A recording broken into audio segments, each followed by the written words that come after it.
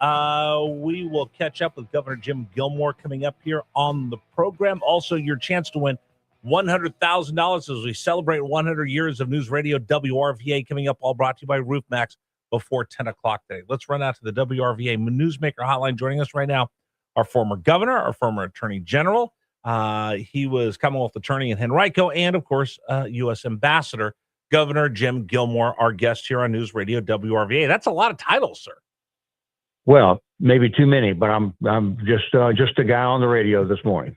Which title, when people introduce you, because you do a lot of speaking, you're asked to speak in a lot of different places, which title do they use when they address you? Do they say ambassador or do they say governor? I just kind of default to what to governor. Well, look, people put me on the spot on things like that because if you tell people what to call you, it's pretentious, and I don't really want to be that way. My experience is that if I'm running around Washington doing foreign policy matters, then people have a tendency to call me ambassador. And if I'm any other time, especially around Virginia, people call me governor. I consider governor to be the higher position, but I don't ask anybody to call me anything, Rich. I'm just glad to have a chance to talk to people. I'm just going to call you my friend, and we'll leave it at that. I have to get reaction. Monday, I went to the Supreme Court and I watched the oral arguments. And I was taken aback. I thought that and I'll call them the Democrats, because if we get to the plaintiffs and the rest, it'll confuse people. But I thought on the Democratic side, I thought they'd have stronger arguments on the gerrymandering. And I thought the Republican lawyers did a good job, and most court observers thought that as well. What were your thoughts? Well, look, if I've got one message to the listeners, it's to look at this issue of the gerrymander in Virginia completely. I think that there was a tendency to think because of the narrow victory on the referendum that's all over now, and that we have this unfair map and we just got to eat it. But that's not really true. We still have a right to determine whether or not the gerrymandered unfair map was legally constituted or not. And right now, that's what's in the courts, and we have an obligation to fight on that, and the court has an obligation to consider it. It's worrisome, though, but I think that when the court let the referendum go forward and it narrowly passed, it makes it harder for the Supreme Court to overturn it. But the Supreme Court has got other issues here about fairness that they're going to be considering. The ballot language was bad. The district this is a bald-faced effort to deprive the Republicans of fair representation. And, to my horror, a narrow majority of Virginians agreed, which means that half of the Virginia voters are depriving the franchise the vote to the other half. Because if you already know that the Democrats are going to win in 10 out of 11 districts, why run? Why organize? Why contribute? Why do any of those things? Which means we're returning back to a one-party government again, the way the Democrats had some decades ago, when only the Democrats had an opportunity to win because of the way they were redistricting. Well, a lot of hard work by people. We brought a two-party system into effect in Virginia.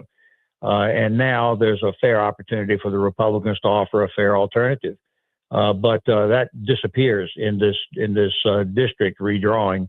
A point I made, by the way, in that little podcast that you were mentioning, you were nice enough to help me put on a podcast, which I put on my social media, you put on your WRVA media. And you've told me that a lot of people looked at that. I'm surprised. We're almost at 10,000 views of people that wanted to hear your reaction. Okay, can I put you on the spot for just a moment? Oh, again? Go ahead. Again, yes, exactly. I'll put you on the spot. You talk about things, the way things were under the Byrd regime, where it was Democratic, one-party state. Republicans could go kick rocks. You were part of the young guns Republicans that evened up the power base, so we became a state where you had checks and balances, you had two parties, you had opportunities for people to make choices. Tell me how that made the state better from just one-party rule to two parties competing. Well, look, that's just basic government. People are entitled to have some alternatives. If you've only got one party basically having a chance to win, why vote? Everybody knows at that point what the outcome's going to be. That's not democracy. You got to have two parties offering some alternatives. And then the people have a choice. That's the way we do business in the United States of America.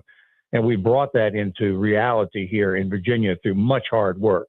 But once that happened, sir, let me interrupt you for a second. But once that happened, how did the quality of life, how did the state change? Because I would imagine I've lived in one-party states, and it's one party, and if they have bad ideas, there's no one there to offer alternatives.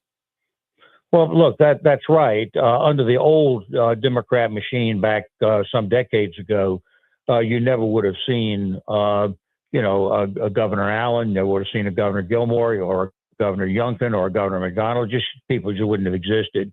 The Democrats would have been in charge, and then it would have been just an internal debate within the Democratic Party as to whether how liberal or conservative you were going to be.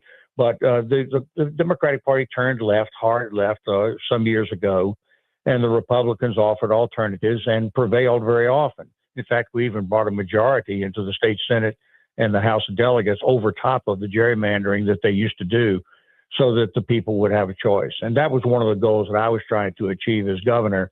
I had other things I was doing in technology and the car tax cut. But politically, I wanted to make Virginia a modern political state for the 21st century, and we succeeded. This map that's underway right now, that's in the courts, is going to reverse all that because the Democratic Party will be the only party who will have a chance to elect people. This is at the congressional level. It remains to be seen what they do for other votes. And statewide races, you can still offer both parties, but it's going to be harder to organize statewide if you are not really having a fair chance to elect anybody in the Congress. 100%. It would be hard for one party to sustain if you wipe out the entire congressional district and be able to have much momentum. I got two questions I wanted to ask you. The first one is the definition of is. I played the Bill Clinton famous quote from his deposition where he's talking about what depends on what the definition of is. When I'm sitting there at the Supreme Court, I'm watching them and they're parsing semantics over what is an election. Is it election day? And that's what the Democrats would have you believe, that it's the day of the elections and nothing else counts before that. It's just there. And the Republican lawyer was saying, no, it's when the votes start coming in. We had 1 million votes that were cast in the Commonwealth of Virginia before this was even introduced to be a referendum. And the other thing, and I'm kicking myself over this, sir, I should have used more clear language that this was a referendum, not about maps. This was changing our Constitution. I never saw anybody on the yes side tell the people we're changing the Constitution temporarily. Well, again, the ballot language said it was going to be temporary, which it is not. So the ballot language, which, by the way, was official wrongdoing, suggested that it was temporary. It is not. It's going to skew the elections in this year, in 26, again in 28, and again in 30. And that's going to transform the politics of Virginia. Look, you have helped me do this little podcast, and I'm, it was an experiment, but apparently it succeeded. If people want to see it, you can see it certainly on my webpage, which is gilmoreambassador@gmail.com. And I looked it up a minute ago. It's there. It isn't very pretty, and it's pretty rough around the edges. No, it looked good. 10,000 people can't be wrong, sir. Well, I get it. Look, I'm very pleased about it. gilmoreambassador@gmail.com. You can turn the video on, and I'm really talking about the redistricting and what I think is a problem. One of the problems I didn't emphasize too much was the illegality of actually setting this vote up to begin with. Apparently, the Democrats, in their rush to try to skew the elections and get at Trump, just kind of rushed it through and didn't do all the processes the way they were supposed to under the law. And again, the people still have to obey the law, and I think they didn't. And as a result, that's in the courts right now. My little podcast is talking about the unfairness of it all and the consequences politically of letting this go forward. That's really what I've talked about on this radio station and what I'm talking about in the podcast. Like I say, it ain't very pretty, but I was kind of spontaneous, and maybe that's why people like it. I don't know. Okay, so I'm going to ask you a big favor because we talk about the law, and I know as someone who practiced law, believes in law, I watched Jonathan Turley when he came to the Library of Virginia, and it really left an impact on me. And he said to everybody there that when things get tough, you lean into the visions of the founding father, you lean into the Constitution. You lean into the letter of the law. So I'm on record right now. I'm going to trust the Commonwealth of Virginia's Supreme Court. Whatever they say, I'm going to follow. I might not like it, but that's the highest court in this Commonwealth, and we've all agreed that they get to decide, they get to be the arbiter of this. And I hope everybody can have that honest discussion and say, listen, these are the referees. They call balls and strikes. Whatever they say goes. And I'm going to put my faith into the law. It's not easy right now, sir, but I want to make sure I go on record. Everybody knows I'm leaning into the law right now because that's the thing that holds us together, the Constitution of the Commonwealth of Virginia. Well, look, the politics of the state and the nation and the law of the state and the nation exist parallel to each other. And we've all agreed that the politics has to follow the law. That's what we are, a rule of law. And I was interested in the fact when I looked up the Constitution of Virginia that it has a requirement on these districts that they be compact and contiguous, just like the federal standards. Well, Virginia has a right to consider all that, and we've got a Virginia Constitution we have to live by. And, it's interesting. This was argued in the Richmond courts, and the judge in Richmond sort of brushed that aside, but I don't think you really can. I think you have to really pay attention to the fact of whether the politics is following the law and following the Constitution. In my opinion, they didn't this time, and I think that the Supreme Court of Virginia will throw out this referendum and throw out the change that the Democrats are trying to force on people. But I can't guarantee it. I think it's very difficult for the judges, because of the referendum. The referendum should never have gone forward in the first place. But now the courts are going to have to be, thinking about the long run, about the law and the protections that the law gives to the people of Virginia, which they're not being protected now. And the excuse is, well, we got to go get Trump. Well, yeah, okay, I understand that motivation, but I don't agree with what they were doing in Texas. I don't agree with what they were doing in California, and I certainly don't agree with doing this in Virginia because it has a direct impact on the two-party system in Virginia. Which I just explained, I and many, many others were trying to bring forward so the people of Virginia would have a choice of the democracy. We achieved that.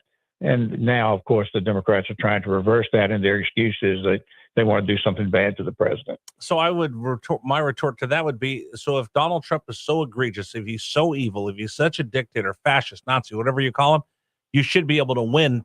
You should be able to win 11-1. And not have to redistrict if you thought that he was really that bad. If it was really that bad, you could easily defeat the Republicans 11-1. And if you can't do that, then maybe what you're saying isn't necessarily true. But again, I'm going to lean into the law. If they overturn it, I'm going to be happy because I think that's the right thing to do. But if they don't overturn it, I'm going to respect the decisions of the court. That's what you do as someone who believes in the rule of law. Sir, we'll continue our conversation because I do want to ask you a couple things. I don't really understand on some of the Eastern European elections. I want to ask you about Hungary and a race over there when I was over in Ireland. That was big news. And I want to get your thoughts on what we see right now in, I don't want to call it a stalemate, but we've moved from a kinetic war in the Middle East to now a war of attrition when it comes to economics in the Strait of Hormuz. So if we could touch that coming up next, I'd appreciate it. We'll continue with you. I'm Rich Herrera. This is News Radio WRVA, the voice of Virginia, as we catch up with Governor Jim Gilmore on Thursday. Today's program brought to you in part by A-Plus Roofing. Inflation is taking a bite out of a lot of people. And if you're ready to get a new roof, you've got to be aware of something. Billy Kane over at A-Plus Roofing wants you to know that right now shingles and roofing materials